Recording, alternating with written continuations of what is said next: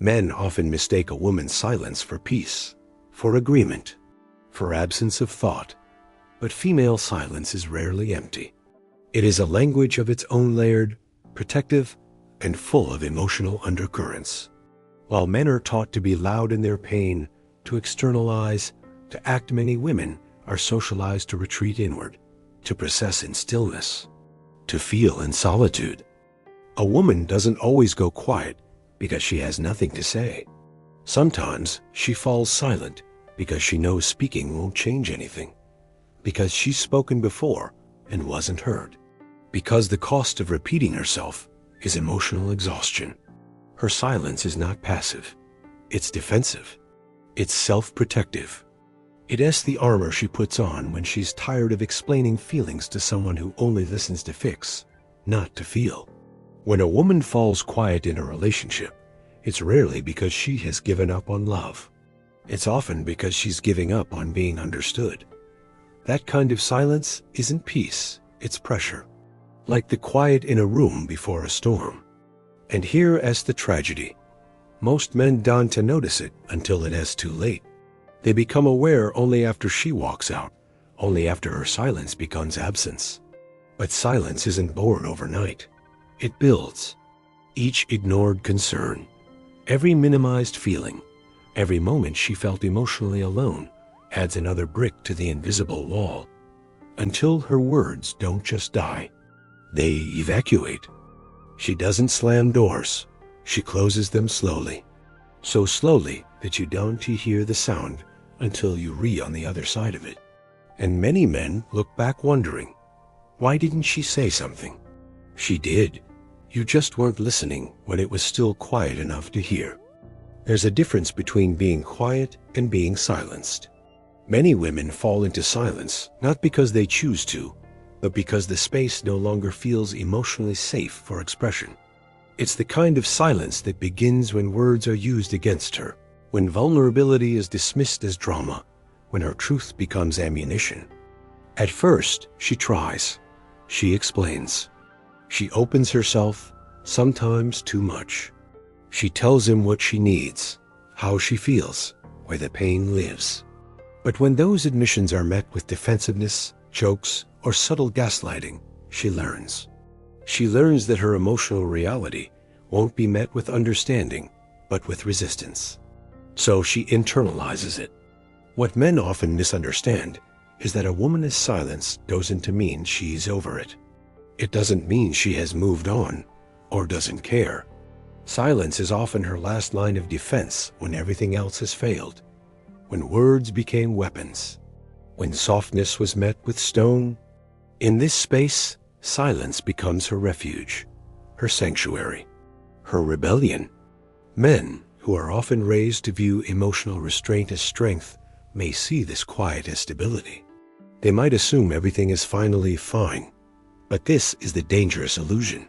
Female silence can look serene while internally she's shutting down, withdrawing piece by piece from a connection that no longer feels mutual.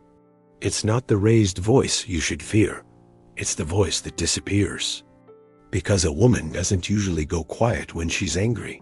She goes quiet when she's tired, when she's done fighting for a conversation that feels like a battlefield, when she's spent too long trying to decode whether your indifference is real or just your version of love. And when that happens, when her silence is no longer just a pause, but a pattern, you're no longer in a relationship. You're just in the same room with a woman who has emotionally left. But here's the painful part. She will often continue to show up. She will cook the meals, smile when necessary, play the role of everything's fine. But deep down, she's preparing for her exit. The silence was the warning. The goodbye began long before the suitcase. Men often search for clarity and closure. They want to understand why she left, what changed, what moment tipped the scale. But by the time a woman leaves, she's already rehearsed the goodbye in her mind 100 times. The truth is, the signs were there all along, but they weren't loud. They were quiet, subtle, hidden in the words she didn't say. She never told you that she cried after you brushed off her feelings. She never mentioned how lonely She felt sleeping next to someone who never really looked at her anymore. She didn't explain how each joke at her expense chipped away at her sense of safety. She didn't fight back when you interrupted her. She just spoke less.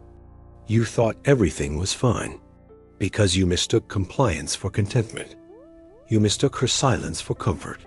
You assumed that if she really had a problem, she would scream it.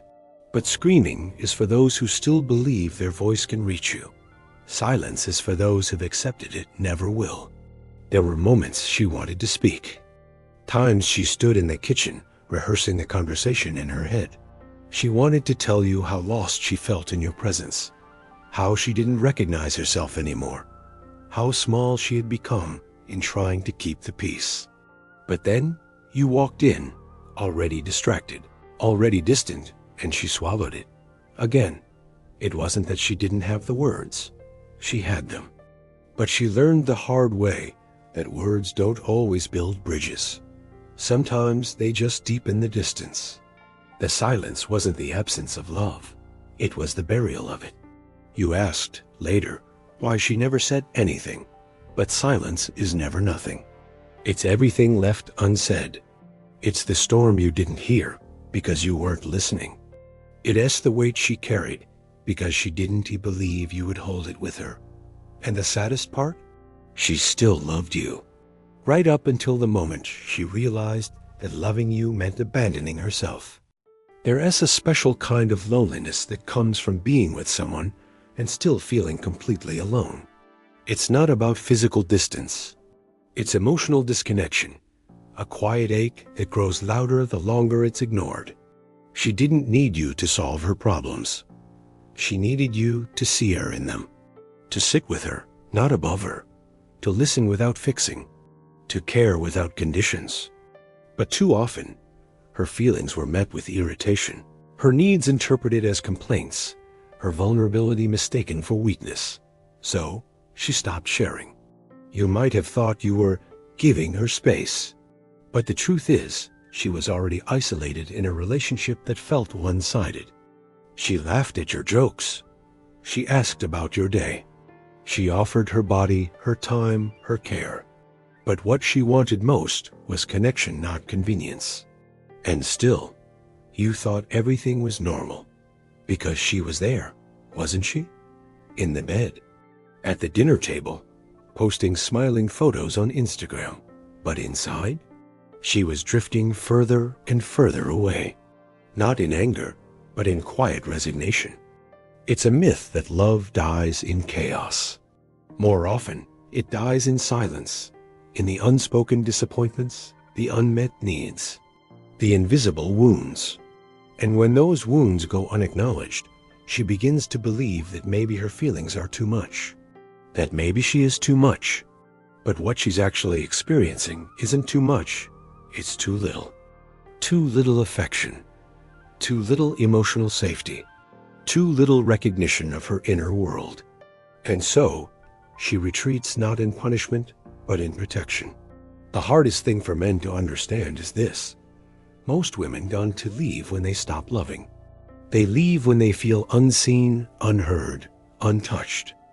When they've begged for emotional presence in 100 silent ways and received nothing but practical gestures in return. She was never asking for perfection, just presence. By the time she walked away, she had already imagined what it might feel like to be deeply met by someone. Not just held, but held with understanding. Not just kissed, but kissed with intention. And that's the version of love she'll go searching for, while you re-left, wondering why her silence was so loud. If you're reading this to understand why she went silent, why she pulled away, disengaged, and eventually walked, then you're already one step ahead of who you used to be. But reflection without responsibility leads nowhere. The truth is, silence is a language, and most men were never taught how to read it. You didn't notice when her texts got shorter, when her touch became mechanical, when she stopped asking you about your dreams because you never asked about hers. You didn't notice how often she picked her battles, not because nothing bothered her, but because everything did, and she was tired of fighting for basic acknowledgement. Silence isn't always passive. It's often protective. It's what a woman resorts to when her voice has been filtered through disbelief, minimization, or mockery too many times. She is not trying to be cold, she is trying to survive in a space that no longer feels emotionally safe. Here's what you must understand. When a woman grows silent, she's not disconnecting from you. She's reconnecting with herself. She's measuring the cost of staying versus the price of leaving. She is remembering who she was before she spent so much time explaining her worth to someone who couldn't see it. And when she finally leaves, she doesn't do it out of rage. She does it with calm, with clarity. Because the decision didn't come suddenly, it built itself, brick by silent brick, over months or even years of being unheard. This chapter isn't just about grief. It's about growth. Because maybe this time, you'll learn to recognize the signs early, to ask how she's really feeling, and listen without defensiveness, to read the pauses between her sentences, to hold space for her truth, even when it makes you uncomfortable. And most importantly, maybe you'll learn that presence isn't measured in proximity, but in perception. That just because she's next to you doesn't mean she feels close to you. What she needed was emotional intimacy. What she got was silence in return. Now it echoes. Don't wait for another woman's silence to teach you what her words tried to show you.